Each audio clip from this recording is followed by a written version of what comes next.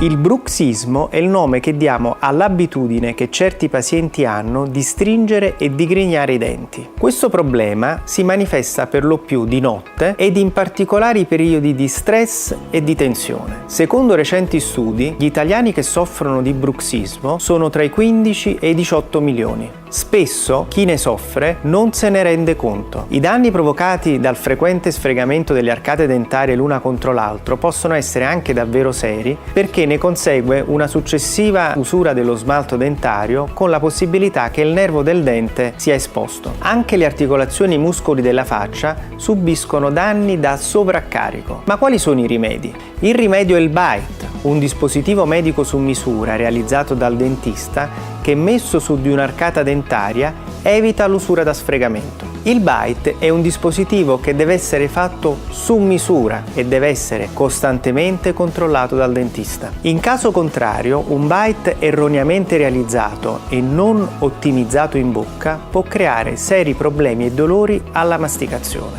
Ricordiamoci sempre, prevenire vuol dire scoprire.